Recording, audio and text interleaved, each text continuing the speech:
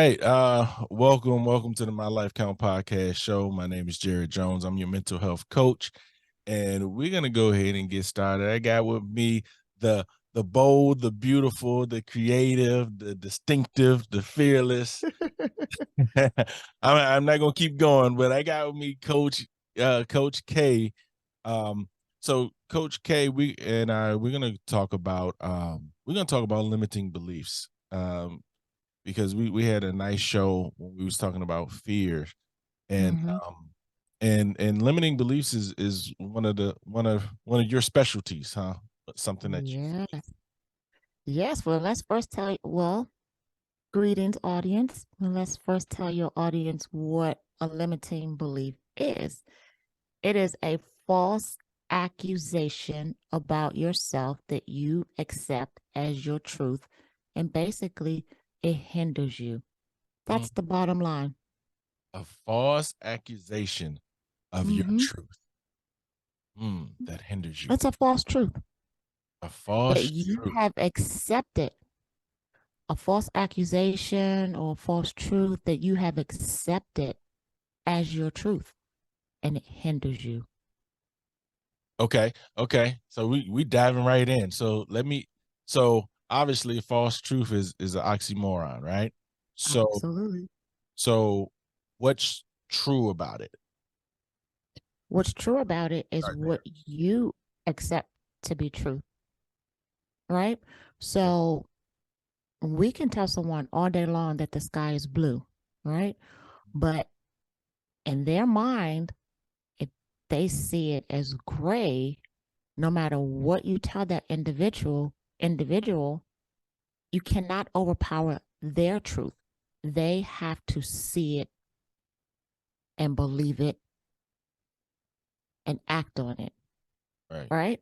Right. So it's kind of like a self-fulfilling prophecy. It really is. So if someone hears something over and over again, they it becomes the norm for them and they start to believe it as truth. And then they begin to move in that truth. And that becomes their virtual reality. That's their world. Right. So that's why, like we said in the last segment, words matter. Words are very powerful, so much to the point where I have even limited my joking about myself and other people, because while the jokes may be funny, but when you make someone else the butt of your joke, even if you're just playing, that's negativity you're putting out in the universe or into the world about that individual.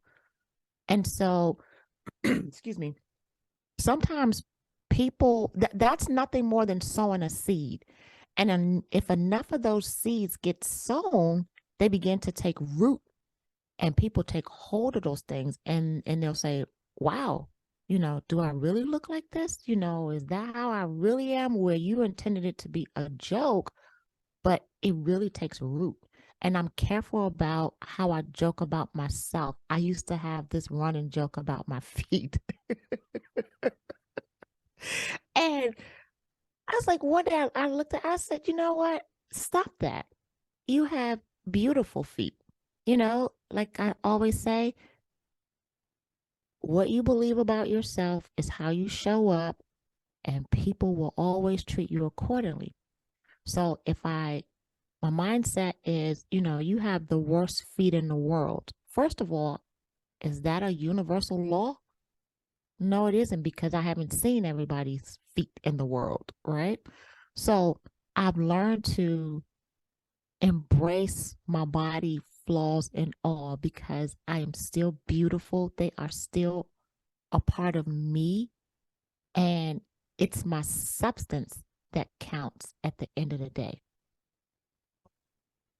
That's the interesting thing about jokes is that in order for a joke to be funny, it has to have some truth in it. Mm-hmm. It has to be somewhat true. But you're right. Like you have to be a very strong person to be able to take a joke and laugh with it and Mm-hmm. not become insecure. You know, I've always it's always bothered me going to, like, I love comedy clubs, and Mm-hmm. you know, Yeah. love comedy. I love comedy clubs, and it always bothered me when I would go to a comedy club and then the comedians start getting on somebody in the People in the front row. yeah, Yeah. yeah, yeah. And the reason why it always bothered me is, like, I'm like, well, first off, I'm not gonna sit up there. But Mm-hmm. you know, if you got on me, I could probably take it. But then I'm always looking at the person like, yeah, but are they the type of people that can actually take it, or are they internalizing it and Yep. now this is becoming their truth?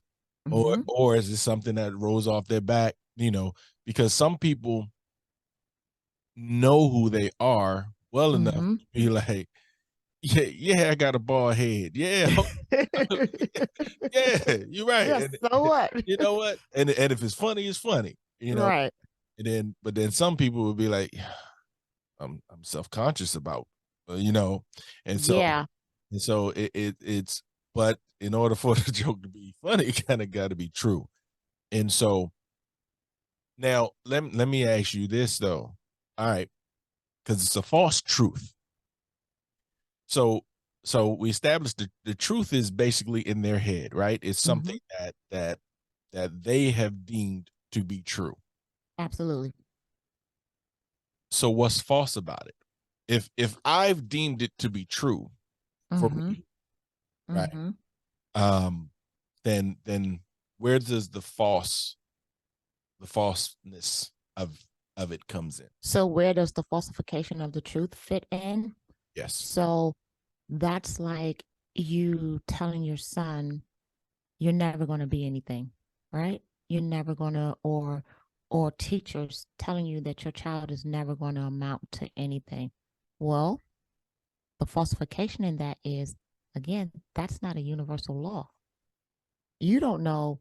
That's how you perceive him to be now, but you don't know what type of adult, young adult, he's going to grow into. But if you keep feeding him that truth, then that is going to become his truth and he will fulfill that prophecy. Does that make sense? Yes. Yes. Yeah. Like you said, words are powerful. You know, Mm-hmm. we said it many times before, and in the last one, and I think it can't be said enough that, you know, the power of life and death is in the tongue, And the power of the tongue. and words are extremely powerful.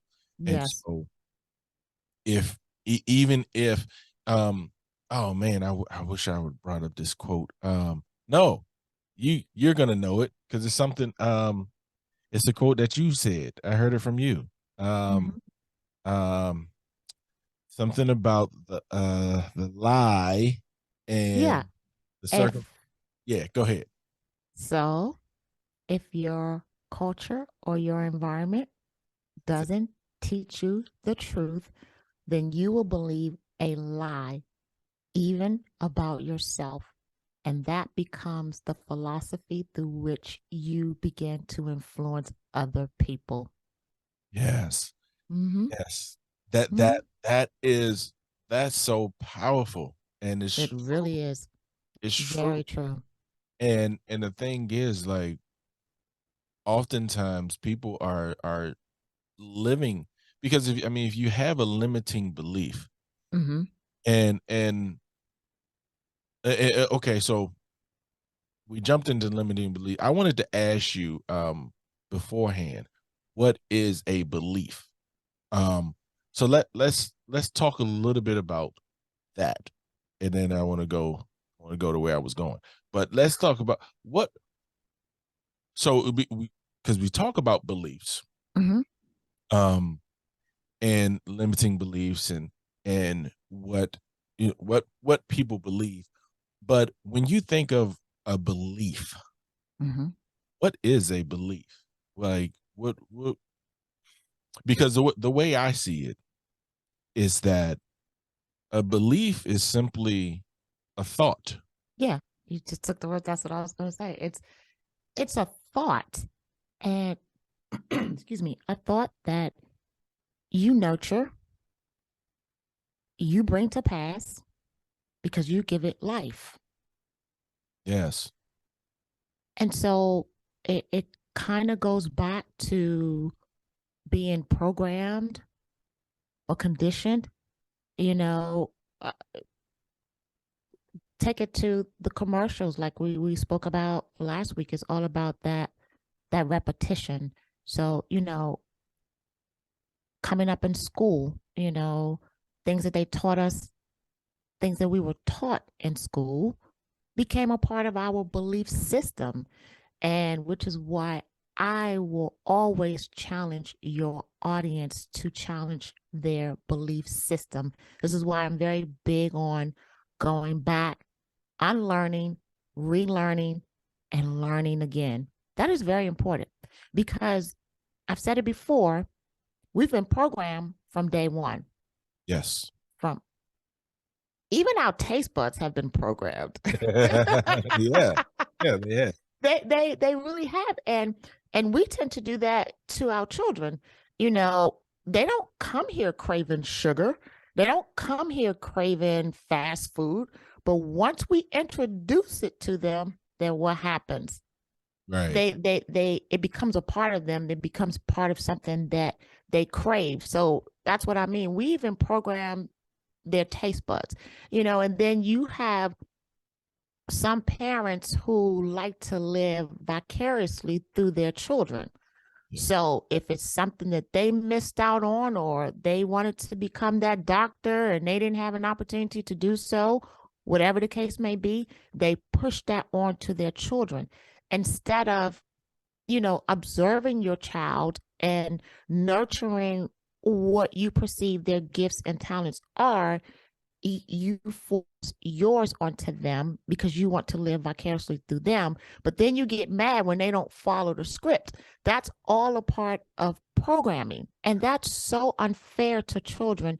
And children grow up very unhappy, and sometimes you don't know until later on in life. Your child may come back, mom, dad, I really resented, this X, Y, and Z because now I feel like I'm not really my own. I lived my life trying to please you so that you wouldn't be disappointed in me. Right. That's a horrible state to be in. Yeah. Yeah. Yeah. So, And it's a hard realization even for the kid to come to. I mean, yeah, absolutely. grown up a certain way. Mm-hmm. It's like even if somebody from the outside talks to that child, it's hard for them to even comprehend that they're not doing this for themselves, Yep. because I grew up this way. This is what I'm used to. And This is so, what I'm yeah, used to. a lot Mm-hmm. of times it does take them, becoming older adults before they realize, you know what, I really didn't have any interest in any of that, Yeah. you know? Yeah. And so then they become to question their identity. Well, who am I exactly? Right. And so we have to be careful how we limit ourselves, how we limit our children, because that vicious cycle is going to continue. Like, one thing I dislike is boys are natural explorers. Now, don't get me wrong, I do believe in structure, but boys are natural explorers. So when you're in school, 6.5 hours a day, and that young child is told to sit still, Ooh. and the moment he doesn't comply, he's up, he's wandering around. Oh, he has ADHD, or he's a problem child, or he can't keep still. No, he's a natural explorer. And so when you restrict that, you limit that child. You Right. limit his creativity. And this is what I mean by programming. It's training. Is, when you say that, the picture I get is like how you would train a horse, Mm-hmm. train an animal, trying to keep them on the leash and That's forcing them, exactly what they're doing, keeping them on a leash. Mm-hmm. forcing them to do what you want them to do. And then, Comply, comply, comply. Mm-hmm. which in turn creates a limiting beliefs And because a natural rebellion. it, a natural rebellion. Mm-hmm. Because in their mind, they don't really want to comply. They want the Yeah. freedom to explore. They want the freedom to express themselves. And so we're just teaching them to comply, and it's shutting off their creativity. And this is where the limiting beliefs start to form, because listen to the words limiting. It limits you. Right, right. You it, know, it limits your thoughts. Mm-hmm. I guess it would depend on the effectiveness of the training Mm-hmm. because because a lot of people um are not rebellious because the training has been very effective. It And, depends. well, that's what I'm saying. It definitely depends. I know I've been one even, and I loved school. Mm-hmm. I've always been somewhat um rebellious. Mm-hmm. Now, I in the schools that I went to, I was blessed that the schools that I went to kind of encouraged that rebellion, encouraged critical thinking skills, and if you Mm-hmm. and encouraged you to come up with different ways. Like there was no, for example, in math, if if you can come up with the same answer a different way, they Mm-hmm. encourage you to do that, but they Yes. encourage you to show your work, Yeah. right? Yeah. Show your work, but if it works better for you this way, then Mm-hmm. do it. If it works better for this person this way, then do it. Show your work so you can see how you got to where you are. Absolutely. And Develop that map. Mm-hmm. right, right. Now I remember with my boys though, they're them coming home and showing me how they do some of their math, and I'm like, there's an easier way to do it. Hey, Mm-hmm. why Mm-hmm. don't you try it this way? And they're like, no, the teacher don't let us do it that way. And I'm like, hmm, the teacher doesn't allow you, maybe because they're trying to get very effective in this training. Mm-hmm. They don't even want to allow you to To think explore. outside the box. They don't even want you to be able to think outside of the box. Mm-hmm. They want you totally controlled. And Ex- when we're talking about a belief, if they embed that thought in you mm-hmm. and that thought starts to take root and over years and years and years, because a belief is just a very well established thought. I mean, to break it down real simple, it's like it's a very well established thought. You've been thinking it over and over And and over over and that over. repetition. Yes, that Repetition. repetition. And so listen, look, I know I'm going to jump around a little bit, Right. but you touched on something that's very near and dear to my heart. So, you know, you talked about that child growing up, and holding on to not being able to think outside the box. This is why we need our parents, right, to Yeah. be involved with our children. Don't just leave them to the school systems. Yeah. Yeah, Yeah. because you do them such a disservice when you do that. You know, I hear a lot of parents say, I don't understand this new math, you know, and it can be quite challenging. But take some time to learn what your child is learning so that you can show them multiple ways to, like you said, think outside the box, because children are being trained to stay within the box and to take tests. That's it. It's That's all it. about those tests, you That's it. know? That's it. And so they're becoming very robotic.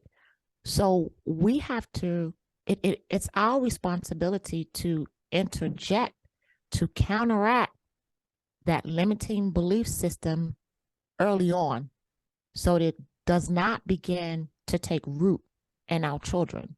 You know, I know that we're in a culture now where uh, children are being taught to express themselves, and I'm not against that. I guess if there was any apprehension, if you will, it will be there has to be a line drawn where the they're not disrespectful. You know what I mean? So it's okay to voice your feelings. That's something that's how I raised my child, And everyone parents different. I understand that. I raised my child. You have a voice. And I never believed in that children should be seen and not heard. This is a little person. They have feelings. So you're able to communicate to me however you feel, right? But it's just in the manner of how you deliver that message to me. Now, if you come across, you're speaking to me as if I'm your peer, and that you have some type of authoritativeship over me, then that's when we have an issue, Right. But you have every right, because I think sometimes we forget that our children are human beings. Mm-hmm. Yes. And they have feelings as well, and they need to be heard. That's how we don't take our voice away from our daughters. Mm-hmm. You know, that's how we interject and let her know, hey, you get to stand up for your right. Don't be afraid to come to me. I'm not going to usurp my authority over you in this manner where I take your voice away, where you feel that when you grow up you have to be with a man who dominates you, and then that leads to verbal abuse, and then that leads to physical abuse because your father didn't allow you to express your feelings. No.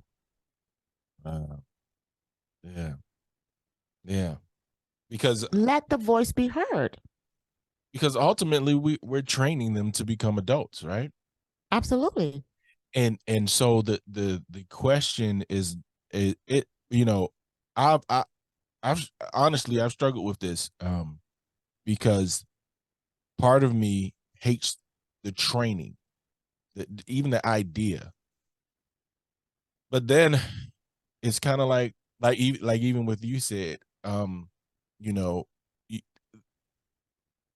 you, you can express your feelings, but you have to express it in a certain way. You can't be disrespectful, but even that entails some training, right? Because I have to be able to tell you and train you to know. Like my 6-year-old, he was saying, he was asking me to do something, and I told him no, and then he was like, "Hey, bro," and I was like, "What?" and when I was about to pop him, but when he saw me, his face kind of froze up and was like, and I was like, "Yeah, I'm not your bro. I'm not your bro." Because I'm not your peer. Exactly. So there's still some training there, but I guess the question is, But is it really a training, or is it more so of a coaching? So it can be a training. So actually, I want to go back to something you said. We're teaching them to become adults. Well, or we're training them to become adults. They're going to become adults no matter what. We're trying to lay the foundation for adulting. That's what we're doing, because they're going to become adults no matter what. And so, another thing I used to always tell my son, my job is to correct certain behaviors that I know that's going to affect you in the future. And so whatever doesn't get corrected in your childhood, it carries over into your adulthood. right. So this is why I had, open dialogue with him. I always checked on, I would do it like just pop in out of nowhere. Hey, how you feeling today? Just kind of catch him off guard so he won't have time to think about it and maybe make up something. I wanted to get his true feelings, where he was mentally, where he was emotionally. What's your thoughts like today? Hey, on a scale of 1 to 10, how are you feeling emotionally? And he may give me an 8. And that lets me know, hey, we need to have a conversation. What's going on? Why is your emotional level at an 8 today? So it's kind of like it's a coaching, because when they become a certain age, naturally the decisions that are going to be left up to them. They can either choose to follow our foundation or choose to do their own will. So I like to look at it as coaching. Now, there are some parenting styles that is training. It can be that militant type style of training, or it could just simply be like what I mentioned earlier. Some parents still believe that children should be seen and not heard. So yeah, it's on both sides of the coin, coaching and training. But So we want. let, Mhm. let me ask you this. What do you see the difference from between coaching and training? So when you're coaching someone, they have so you lay a foundation, right? And oftentimes when you're coaching someone, the answers are already within them. You're just helping to pull it out, right? So you're giving them different scenarios, different viewpoints. And so you get their feedback as well. And then you come together cohesively to lay out a plan that pretty much they have developed for themselves. It's respecting their thought process. And so if there is something there that's broken, if you will, or they've held on to something, then we come in and we want to realign their thoughts to show them, hey, this is not a universal law. This is just where you're stuck, and here are some other avenues. Now, with children, yes, we start off training them pretty much like we said, programming them, training them, what to eat and what not to eat. So that's a training, that is, because especially if you want your children to become or be healthy individuals, learn healthy eating habits, that is a training, that's a process.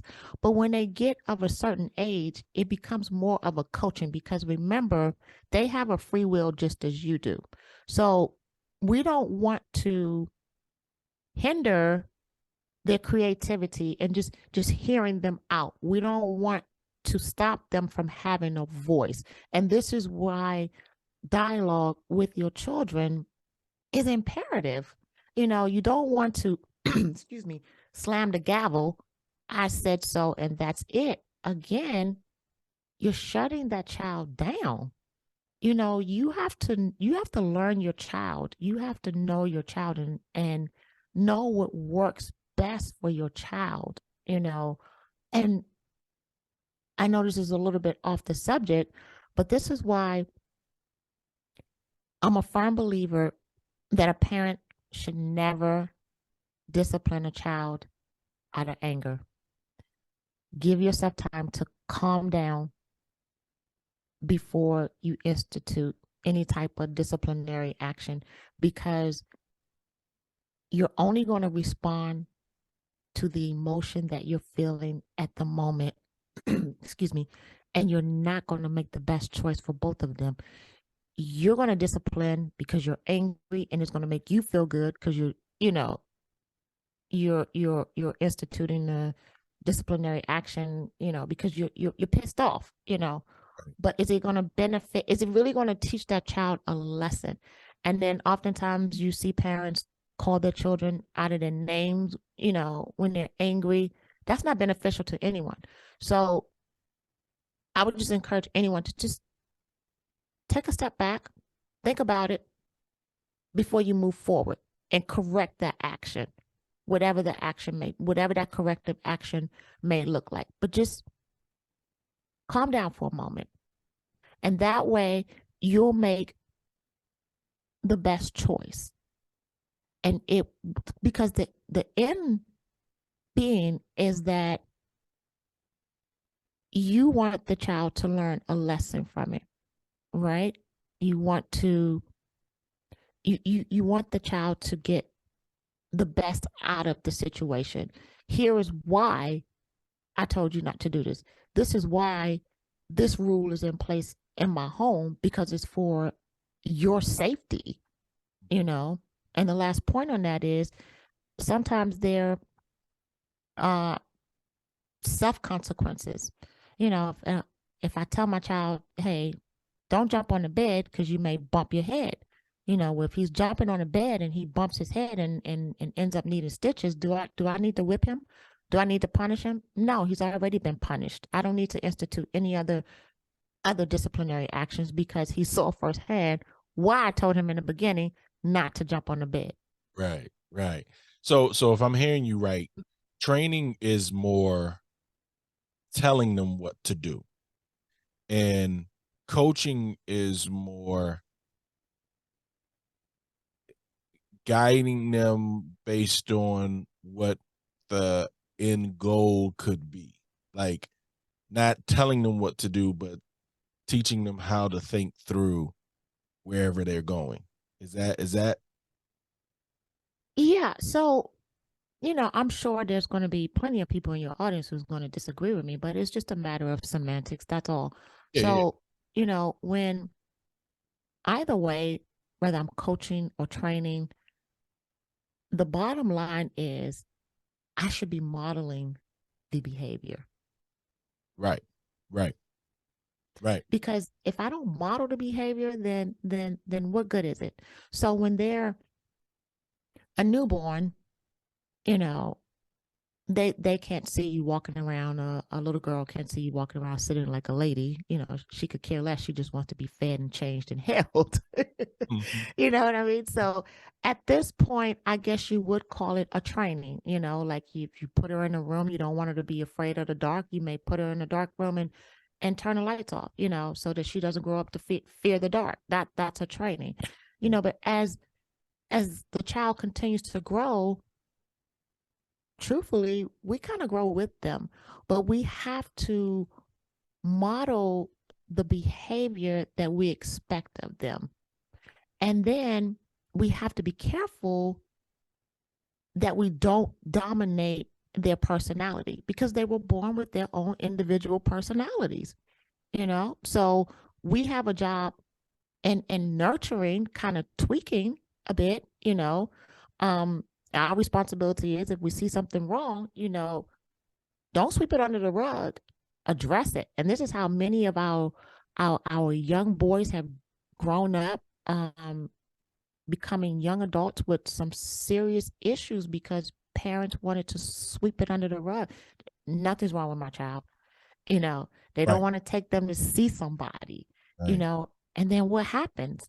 That gets passed down. So there's so much to discussing this, and I don't want to get off track because this is not about parenting. I'm just trying to give the example of, you know, how we help to encourage those limiting beliefs within children, Yeah, within our children. So we definitely have to get in there early and do something about it. yeah. Let's not hinder their creativity so they grow up and lead another generation where they're stuck as well, from limiting beliefs. And in order to do that, you have to have faced and address, or at least be addressing your limiting Yes, because absolutely. the reality is that whether you think you have them or not, um, Everyone has them. everyone has them, right? And Hmm. whether, so the question is whether you're aware of them or not. And then Yep. if you are not aware of them, you are still acting in a way that supports those because they are there.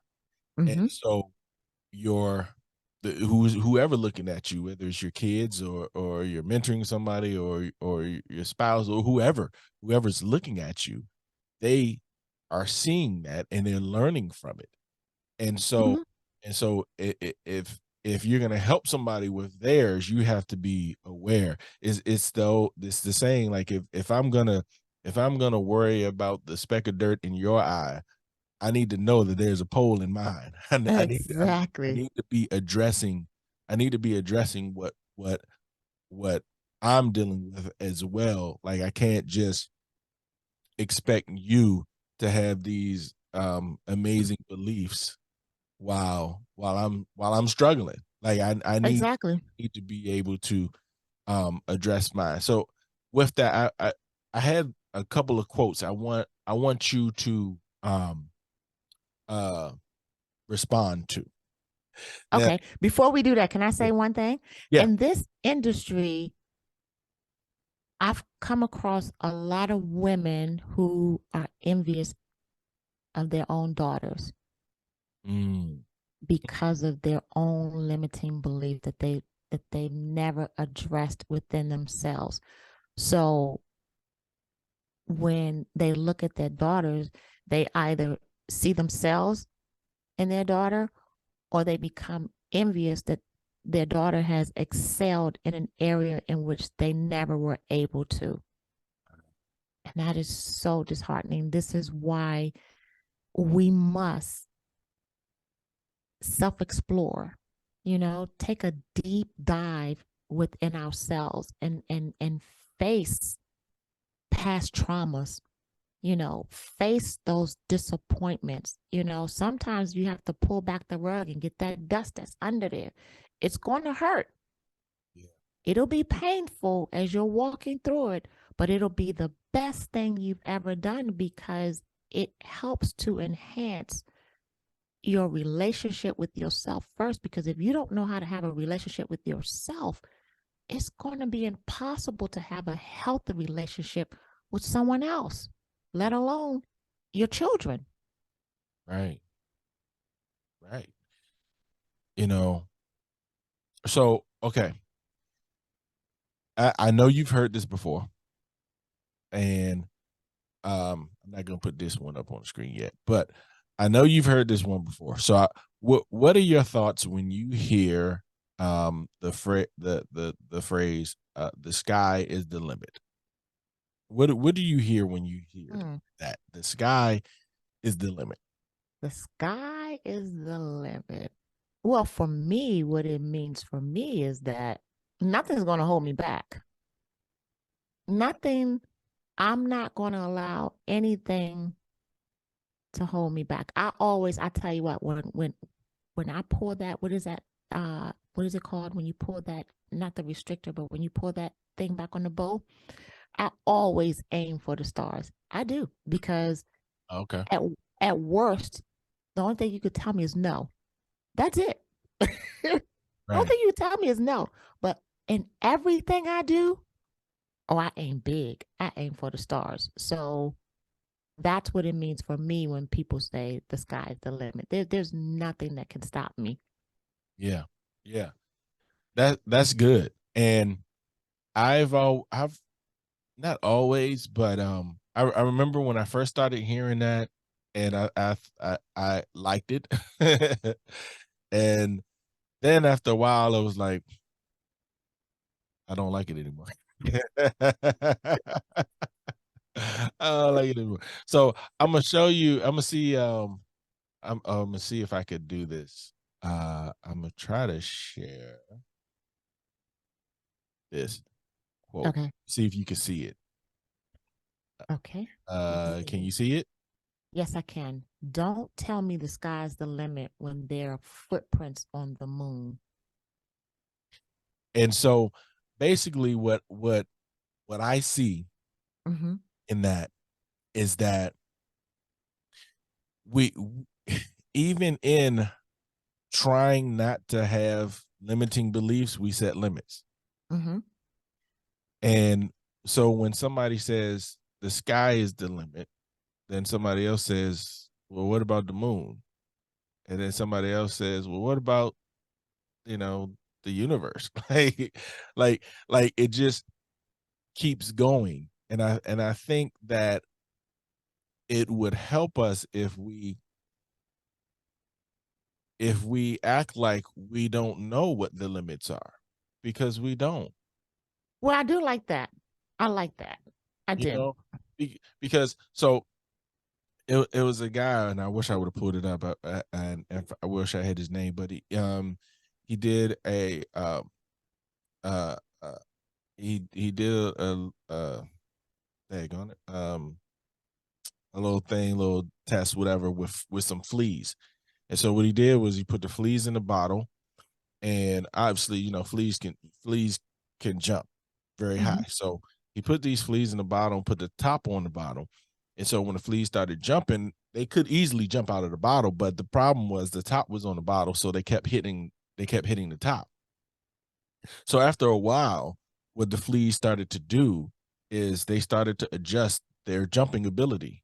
So Mm-hmm. instead of trying to jump out of the bottle, they realized that the top was still on, so they wouldn't jump past the top. So they adjusted how high they could jump. So then he took the top off to see what would happen with the fleas, Mm-hmm. and they continued to jump inside Yeah. of the bottle. Yeah. And so once That's training. that's training, yeah, That's training. yeah, yeah, and once that limiting belief is set, then that even when the top is off, even when they have the ability to jump out, they Mm-hmm. still they still stick to the script. They still, Yeah. you know, and then and that's training. That's the Mm-hmm. training that we have, and I think now some people are saying, "Well, now my limit is way beyond the sky. Like I don't have to stick inside of this bottle. I can jump outside of the bottle." And so, um, okay, so that was one quote. That was one quote. Well, I can definitely say for me, I can say, yes, my limit is far beyond the sky because of who I serve. And so if I know that he is in control of all things, then there is no good thing that he will withhold from me. So that's Yeah, the perspective yeah. that I come from. That's what I'm Yes. talking about. Mm-hmm. All right, second one, last one, actually. Um, And then I have one for you. uh-oh. I'm All not going to get fancy with it and put it on the screen. I'm just going to speak. right. Look, I would just this is my first time trying it. I wanted to see if it was gonna work. Oh, I said this last week. As a man thinketh in his heart, so is he. Yeah, and it goes back to what I said as well, that every secret, every action of man proceeds from a secret thought. Yeah, Mm-hmm. Same yeah, thing. Mm-hmm. yeah. And So no, go ahead. no, go on. Well, I was gonna say that this is why it's important to talk about these limiting beliefs, Mm-hmm. because a- if a belief is a thought, Mm-hmm. as a man thinketh in his heart, so shall he be. Right? If a belief is a thought, and here's the thing, I saw a recent study, and it came out 2020. Said we think between 6 to 7,000 thoughts. Now, older studies say it's somewhere between 70 to 80,000 thoughts a day. Mine's So, probably at 200,000.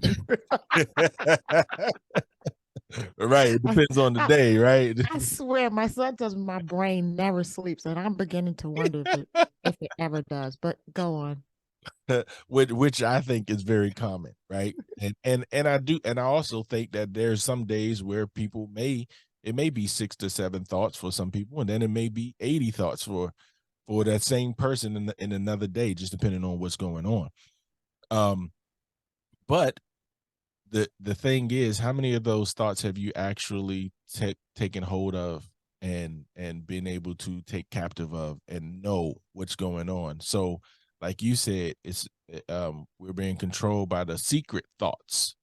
Mm-hmm. And so as a man thinketh in his heart, well, those are your beliefs, and those beliefs are running whether you know it or not.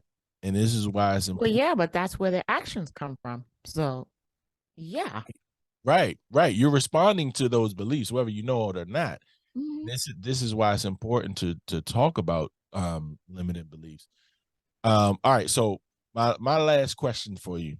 Okay. See if I'm ready. Well, okay, but you said you had one for me. You want me to ask you my last question, or you had No, you have the floor. oh, Go ahead. okay. Go on. All right. So what's the most harmful false truth that either you've had or that somebody that you've heard? What's the most harmful? What's like, or maybe one of the most harmful false truths that you had to struggle with, that you believed or dealt with? That I was unappealing. Mm, mm, Mm. mm. And Yeah. how did that affect you? Woo. Let me shift gears a little bit. Unbeknownst to my brother,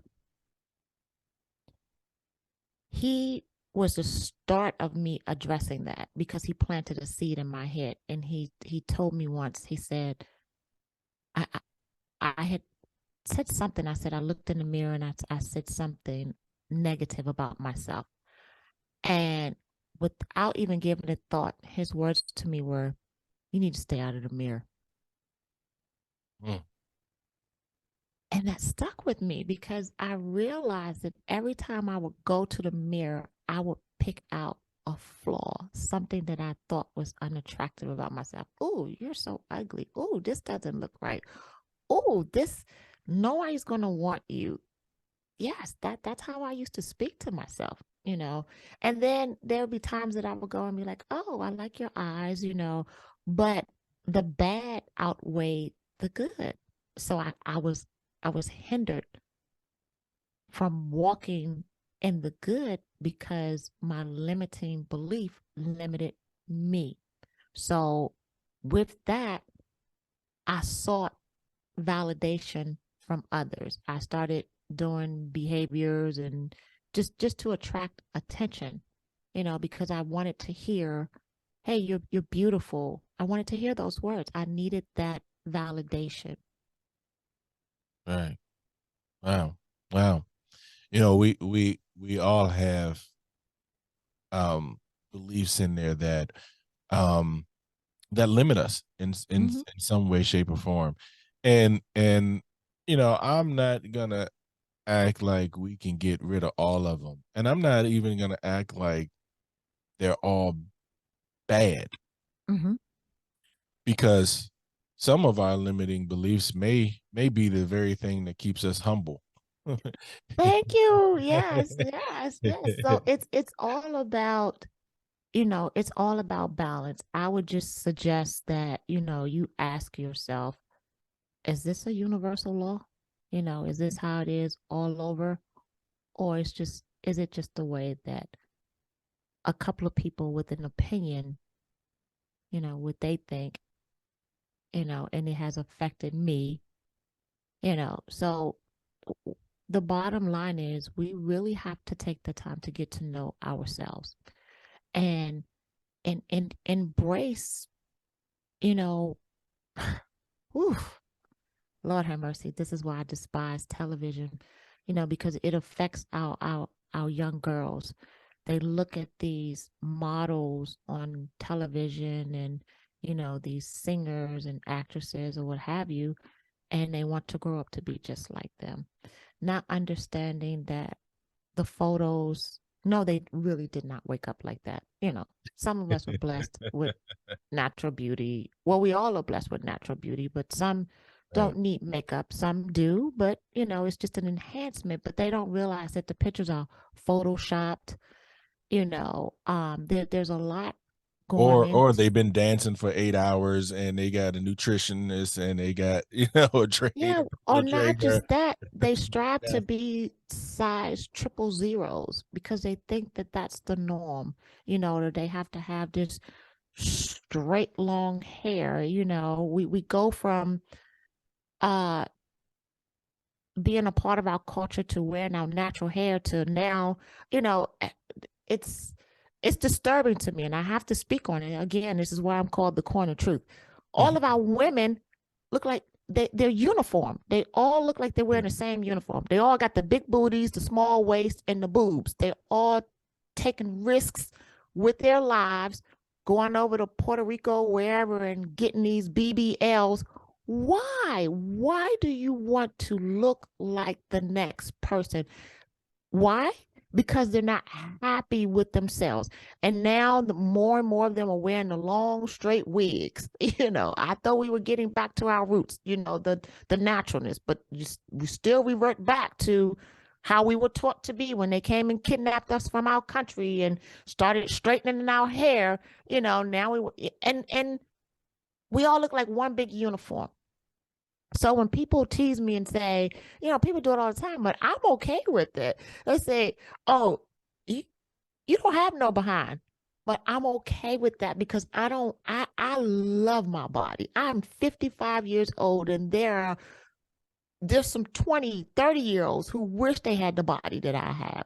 So I embrace my body. I don't need to look like Jacqueline around the corner, Renee down the street. You see us from the back, you can't tell the booties apart. No, I don't want, I am an individual. I am a very unique individual, and I love that about me. So if that's not attracting, if you use that to attract a certain type of man, don't call us when he dump you. I'm just saying you Right, have to have right. more substance than that. Now, if that's just something that you're into, hey, to each his own. But for me, Yeah, I, but we I love the way I am. we all we all know the truth. Yeah, we all know the truth. We all know the But truth. So that's another podcast in itself. So yeah. so so my question to you is is not coming up on the screen, but it is, how do you feel about the phrase he lacks common sense? My initial thought is common sense isn't common. That's my initial, Okay. because whenever I used to think common sense was common. Mm-hmm. I used to think that it was something that everybody had access to. Mm-hmm. And then I started exploring different parts of the okay, I haven't explored a lot of different parts of the country, but I grew up in DC, so I grew up in the city, and then coming to the country and started just exploring a totally different way of life. Mm-hmm. And seeing a different way of life made me start thinking, y'all don't think the way I think because y'all haven't experienced the things I've experienced. So the Mm-hmm. things that are common sense to me are not common sense to you because you've never experienced these things. Okay. But likewise, Mm-hmm. if I'm out in the woods with with one of my friends in the country, the things that's common sense to them Mm-hmm. ain't common sense to me because I'm like, I don't know where I'm at. I don't know what's going on. If they say, hey, hold on, you need to be still. I'm like, why? What's going on? And they're gonna be like, well, common sense, common sense is based on where you were like things that you've experienced. So common sense isn't common. Okay. So So that's why I see it. I asked this question because, I tell you how I sit and meditate a lot, right?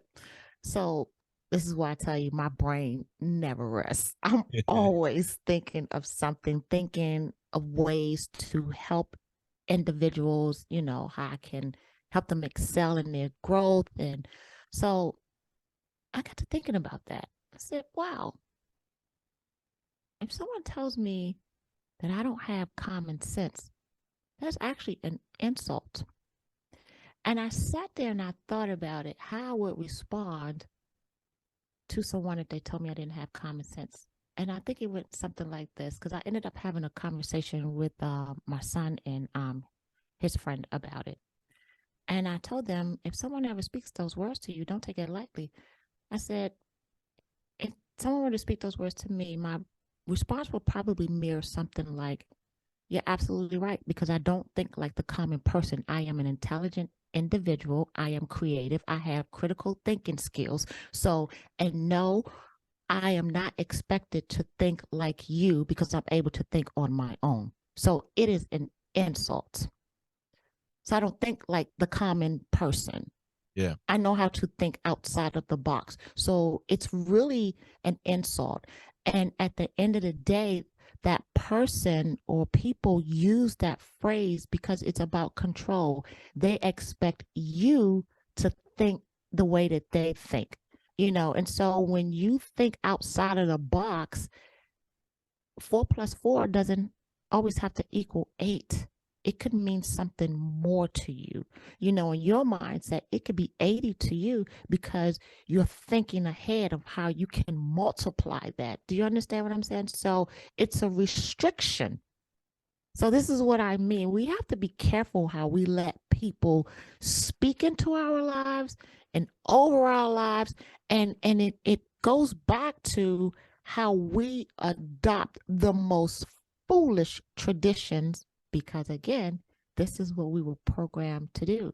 And we carry this stuff on. That phrase has been around for years. You lack common sense. It's something that we pick up and we just carry the baton with it and pass it along and pass it Right. along. Right. And we have to be careful what we're passing down.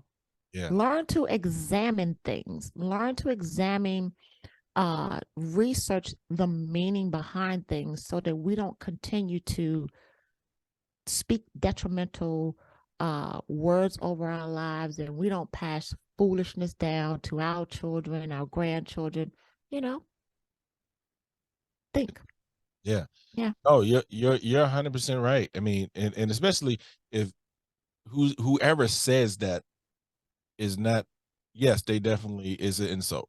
When somebody says that, it's an insult. Yeah.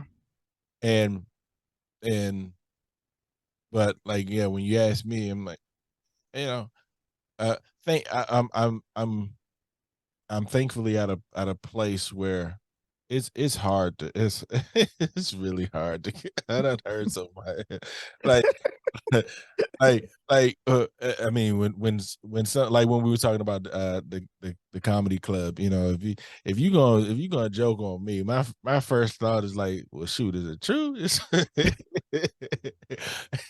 And if it's something I can laugh about, then I'm gonna laugh. You know what I Yeah. mean? No, But the flip side of that, if it's not, how is that going to make you feel? oh well, if it's not, then I think it says more about you than it do about me. So it's like, eh, it, it, it, Okay. So do it, you get it, angry? Do you get angry? only only people I care about can make me angry. Oh, okay. Yeah, Okay. yeah. Okay. Only people, because if anybody says anything, I'm gonna say, okay, is there any truth to it? Yes. If there's no truth to it, then there's nothing I need to take from it. If there's some truth from it, then I can learn from it, and that's Amen. Yes, and brother. that's Yes. and that's fine either way. But if you're not close enough to me, then Mhm. nothing you say can make me. You don't. I don't give you that control. There's only there's only a there's less than a handful of people. Oh, Right. There's less than a handful of people that I has love that it. that I has love that it. control. So Right. I'm still working on that, but I've come a long way. One of the things I've learned to not be is easily offended. Yeah. Hmm. Yeah. Yeah. And So that's that listen, that's hard. it is. It's hard, and it It's takes hard. a lot. It takes a lot of work. Like you said, after I adopt the same philosophy, I ask myself, wait a minute, let's do some examining, some examining here. Is there any truth in it? And so I I've learned to just kind of eat the watermelon, if you will, and spit out the seeds, just and spitting out the seeds, meaning allow it to, I'm not going to let the negative side of that take root in me, but I will eat the flesh of the conversation if it's something that's going to benefit me. Right. Yeah. Right. Right. Mm-hmm. Yeah. Yeah. Well, Coach K, Yes, sir. I, I think we could definitely spend more time on digging into these Of limiting beliefs. course we can. Because I mean, listen, we all have them, and we all struggle with them, from time to time. If we're honest, Mhm. honest. Yep. And that's the key. You must be honest with yourself. Don't be ashamed. You know, some of the most beautiful flowers come from the dirt. So Yeah, don't be ashamed. Do not be ashamed of the dirt. Do not be ashamed of what may have transpired in your life or, the picture that you're painting today. The good news is it can change. That's the great news. You can change and you can show up differently. And I can't say this enough. I probably will say it each time I'm on this show. I challenge your audience to challenge their belief systems. And yes. on that note, if any of your audience members would like to reach me, I am on Instagram at all one word, The Corner Truth. Awesome, awesome. And yeah, I'm gonna have that up on the screen. And Coach K, thank you, thank you, thank you. Hold on, I got a little note trick. Thank you.